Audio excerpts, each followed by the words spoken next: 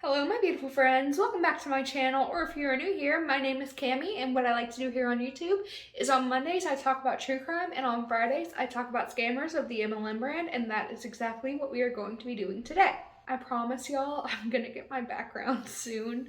It's just, we leave for Disney in like 12 days, and that's all that I've been able to think about or talk about or do or prepare for. I'm so excited. I've even got a Disney shirt on. I'm so excited, y'all. But like I said, I can't stop talking about it. Even right now, I'm not shutting up about it. But I will spare y'all, and I will stop talking about it because that is not what y'all are here for. You're not here to listen to me ramble on about my love for Disney World. So today we are talking about a case that I have known about for, I don't even know how long I've known about this case. I've known about this case since probably 2009, and it is just, it's awful. It's a historic case, and I don't really know a lot of people that do know about this case, which is very surprising to me. And that this is the case of Matthew Shepard, who was a young man who was lynched simply for being gay. But before we get into the video, don't forget to subscribe, and then don't forget to hit that bell button. That way you will be notified every single time that I upload. Now, let's get right on into the video. So Matthew Shepard was born on December 1st, 1976 to Judy and Dennis Shepard in Casper, Wyoming. He's the oldest of two, and his youngest brother, Logan, was born in 1981. As a child, he was really friendly with his classmates, but he was kind of picked on because he wasn't athletic and he was kind of smaller than everyone else in his class. On top of the fact that he was much smaller in build than his other classmates, he also got into politics at a very young age. So he went to public school in Casper until his junior year of high school, when his dad got a job at this oil company in the summer of 1994, and they ended up moving to Saudi Arabia because that's where this job was located. It was a company called Saudi Aramco. And Matthew actually ended up graduating at the American School in Switzerland, which is a private boarding school, and it's like one of the best boarding schools in Europe. And you're probably wondering, well, if they lived in Saudi Arabia, why did he go to this school in Europe? And it's because there were no American schools in Saudi Arabia. There were no English, I guess that means no like English speaking schools in Saudi Arabia. So they sent him to this private boarding school in Switzerland. And while he was at this boarding school, he was elected as a peer counselor, and he also took German and Italian courses, and he also participated in theater. He got elected as this peer counselor at both of the high schools that he went to, and he got elected because he was super big on equality. He thought everyone was equal, and he wanted everyone to be treated the same. After Matt graduated, he attended Catawba College in North Carolina and Casper College in Wyoming before he ended up settling in Denver, Colorado. He attended University of Wyoming in Laramie, where he studied political science. He had a minor in languages, and he was chosen as the student representative for the Wyoming Environmental Council. So he was really involved in the college that he went to. So it kind of seemed that that was a common thread throughout his entire school, like his entire schooling career, from high school all the way throughout college. So Matt was an Episcopalian, and he once served as an altar boy in the church that he went to. And Matthew's dad actually described him as the kind of guy that anyone could really go up to and make friends, and very optimistic, and that he had a special gift of relating to almost anyone, and just the kind of guy that you really wanted to be your friend, and that he always looked for new challenges. So he wasn't the kind of guy to just back down from a challenge. He always took on new things with an open heart and just an open mind. He was that kind of person. His dad also said that Matthew had a great passion for equality, and that he always stood up for the acceptance of people's differences. So if anyone was like getting picked on for being different, Matt would always stand up for them because that was just who he was. Like I said, he got voted as like a peer counselor because he was a heavy believer in equality for everyone. So he had this friend named Michelle Josu. I don't think I'm saying that right. I really don't. It's MICHELEJOSUE. But they were they were really good friends, them and Matt, and Michelle had actually created this documentary called Matthew Shepard is a Friend of Mine, and Michelle described him as a tender-hearted, kind person. Now, unfortunately, in 1995, during a school trip to Morocco, Matthew was molested and beaten, and it caused him to just really start to have panic attacks and withdraw and have depression, which is understandable. Anyone would react that way, but it kind of really changed who he was for a while. One of his friends was actually worried that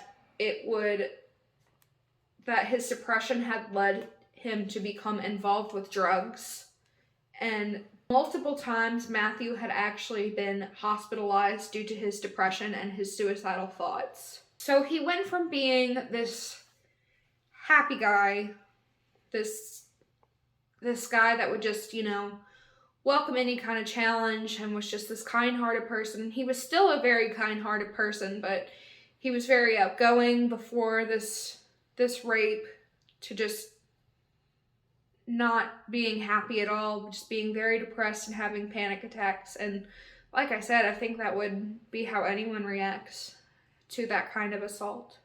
On the night of October 6th, 1998, Matthew was approached by two men named Aaron McKinney and Russell Henderson at the Fireside Lounge in Laramie. And the Fireside Lounge is like this college bar.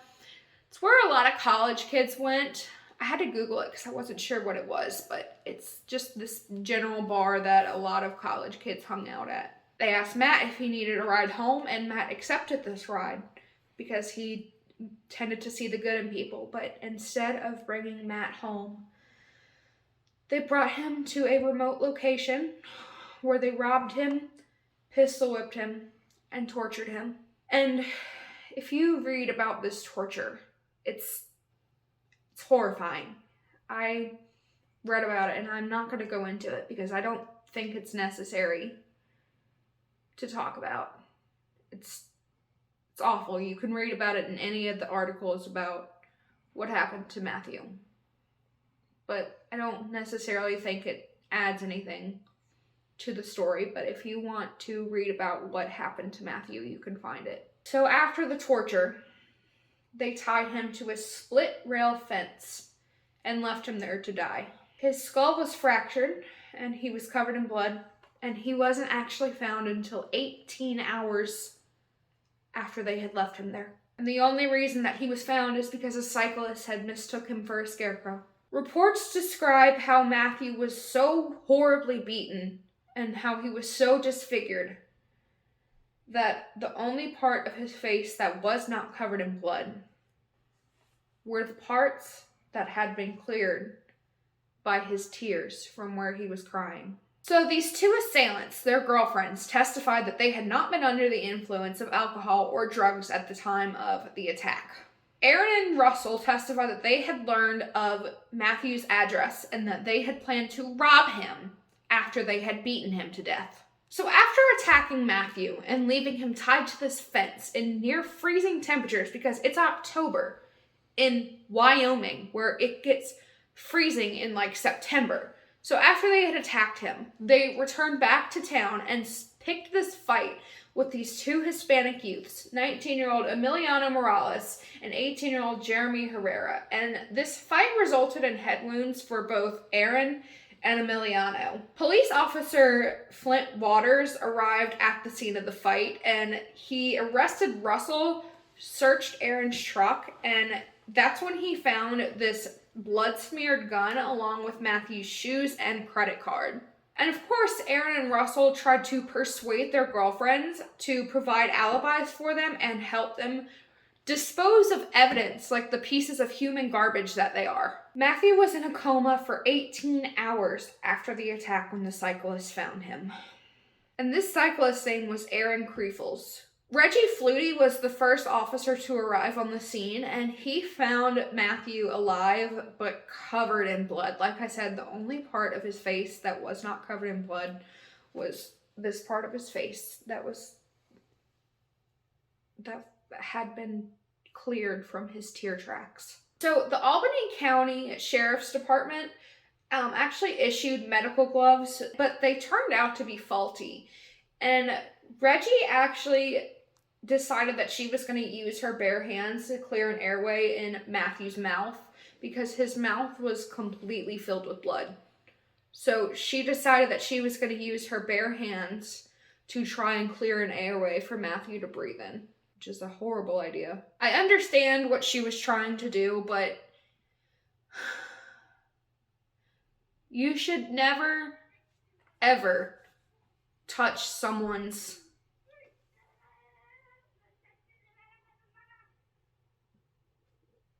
I understand what she was trying to do, but you should never touch someone's bodily fluids with bare hands. Ever. A day later, she was informed that Matthew was HIV positive and that she had actually been exposed to the virus because she had cuts on her hands. And that's why you don't ever touch someone's bodily fluids with bare hands. So when I was a kid, I had gotten my tonsils taken out. It was like, what year did Finding Nemo came out? Whatever year Finding Nemo came out. And I know because we were seeing Finding Nemo in theaters when this happened. So it was like 9 days after I had gotten my tonsils taken out. And we were seeing Finding Nemo. We'd gotten our snacks.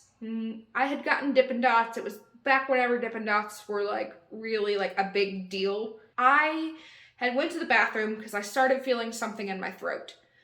Well, I went to the bathroom, I started throwing up blood. Turns out that one of the blood clots on my throat had broken off and I started throwing up blood.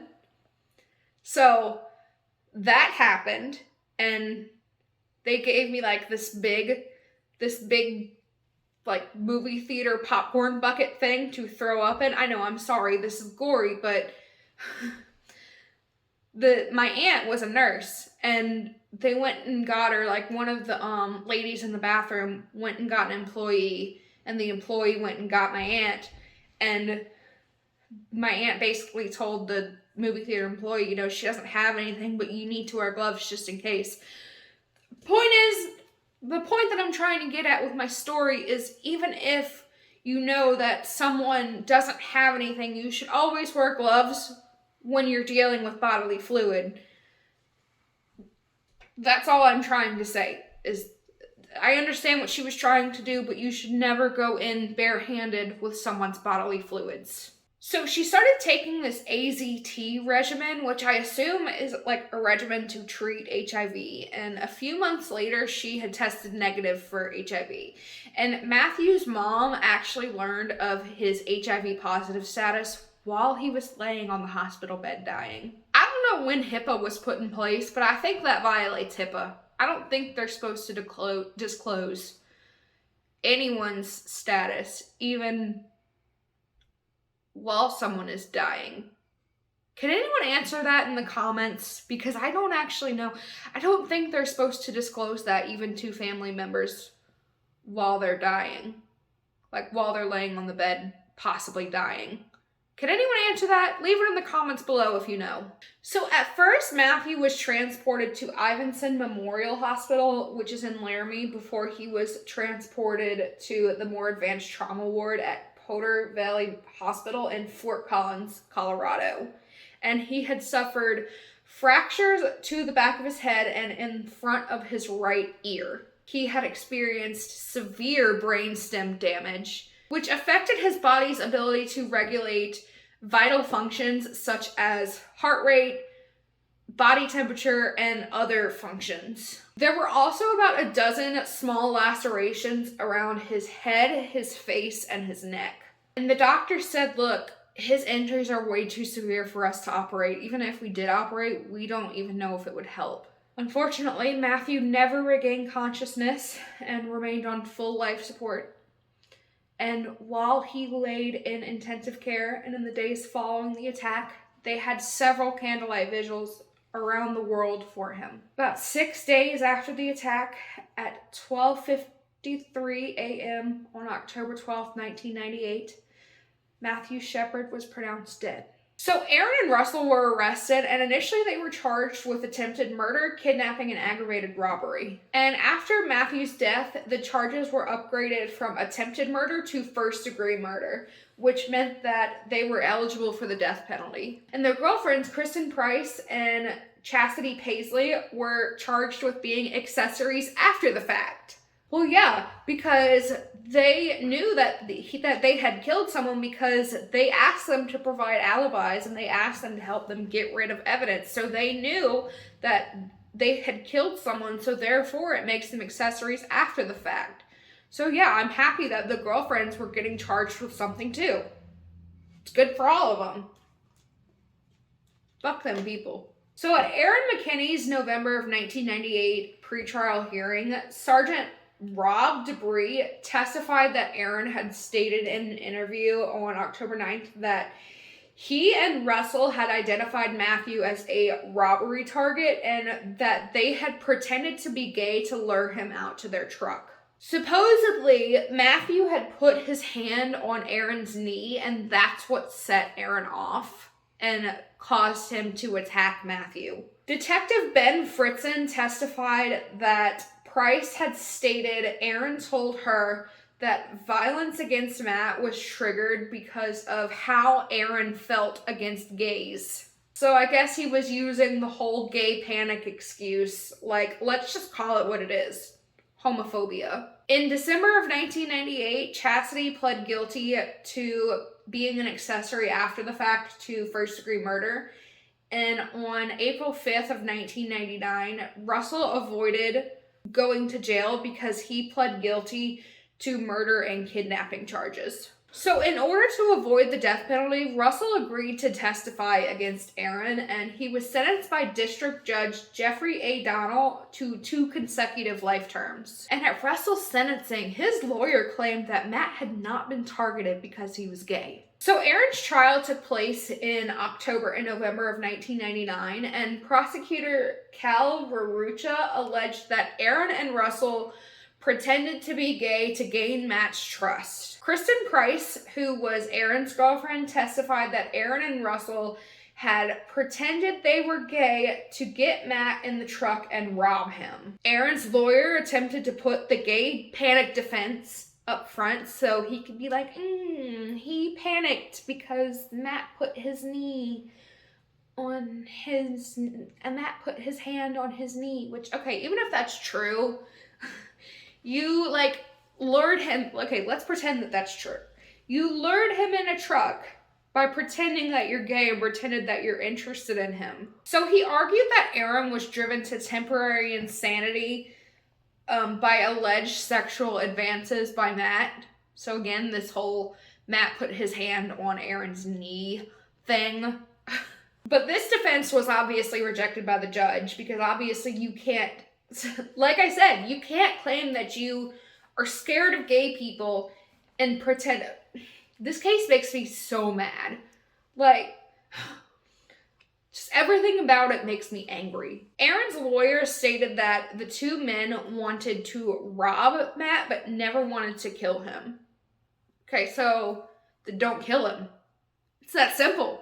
If you don't want to kill him, don't kill him. It's very simple. I have never wanted to kill someone, so I have not killed someone. Verrucha argued that the killing had been motivated by greed and violence rather than by Matthew's sexual orientation. The jury found Aaron not guilty of premeditated murder, but guilty of felony murder, and began to deliberate on the death penalty. Now, if you don't know what felony murder is, felony murder basically means murder committed while a felony is in progress. So basically, because they had robbed Matthew, they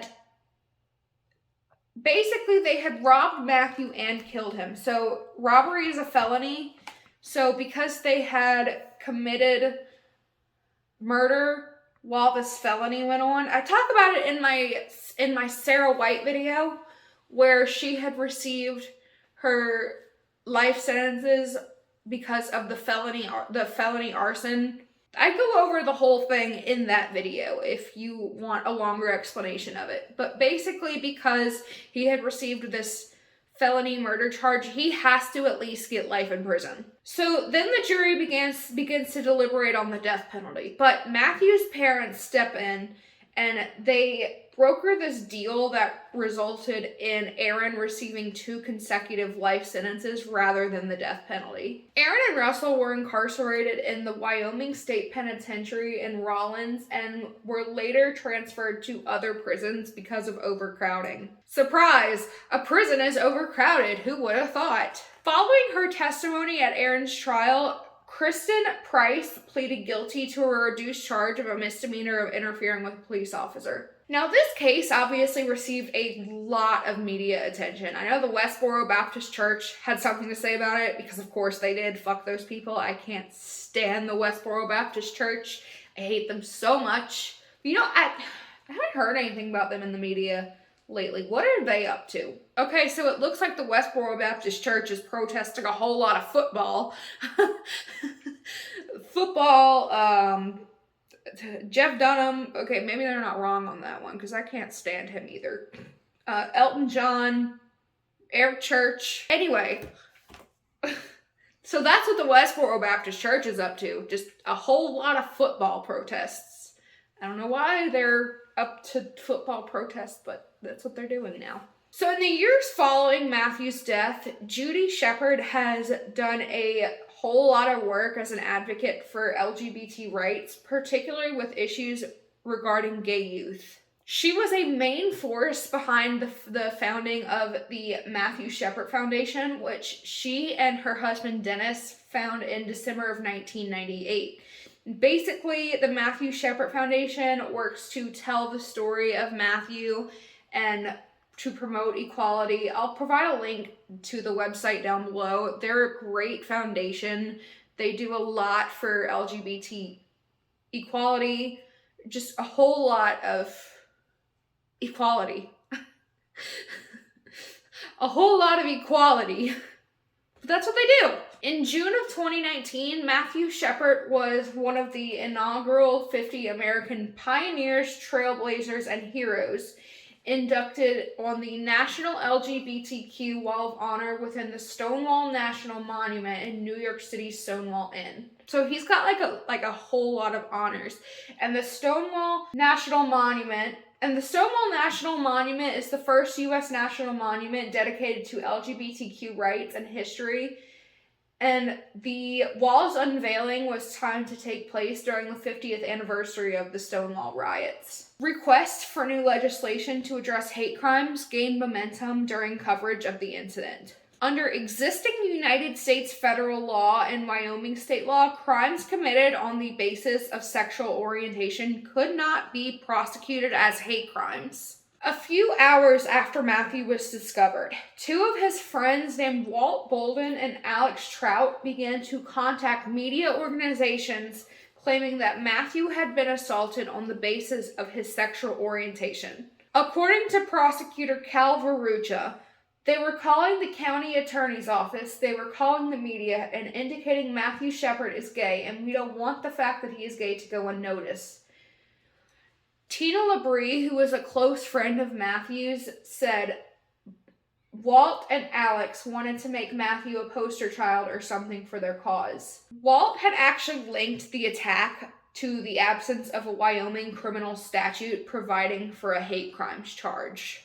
So basically he said that because there was no hate crimes clause, they knew that they could get away with it, is what I'm pretty sure that Walt was saying. So after Matthew was murdered, in the following session of the Wyoming legislature, a bill was introduced that defines certain attacks motivated by a victim's sexual orientation as a hate crime. And unfortunately, the measure failed on a 30-30 tie in the Wyoming House of Representatives. But it wasn't long until President Bill Clinton renewed attempts to extend federal hate crime legislation to include gay people, women, and people with disabilities. A Hate Crimes Prevention Act was introduced in both the United States Senate and the House of Representatives in November of 1997 and reintroduced in March 1999, but was passed by only the Senate in July of 1999.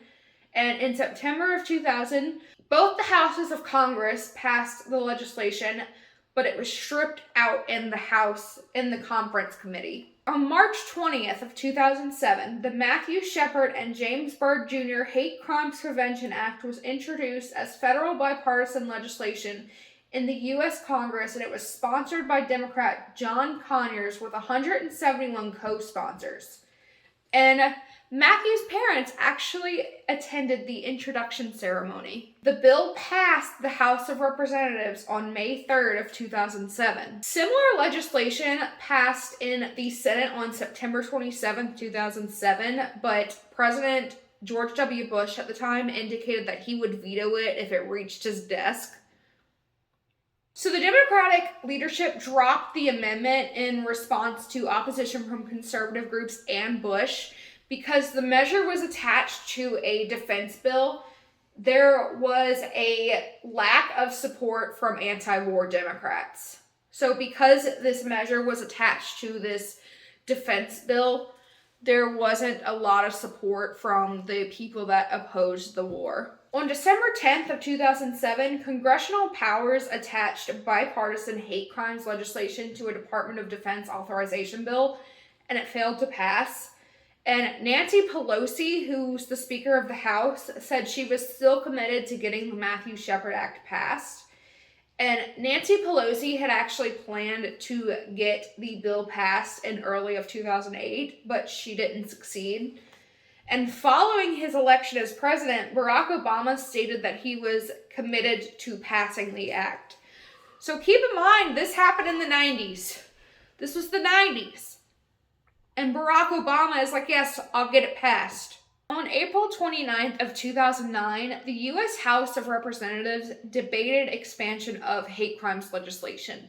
And during the debate, Representative Virginia Foxx called the hate crime labeling of Matt's murder a hoax. I don't know if she means that Matthew's murder was a hoax or what that means, but that's a poor choice of words, which even she herself admitted that was in poor taste and a poor choice of words.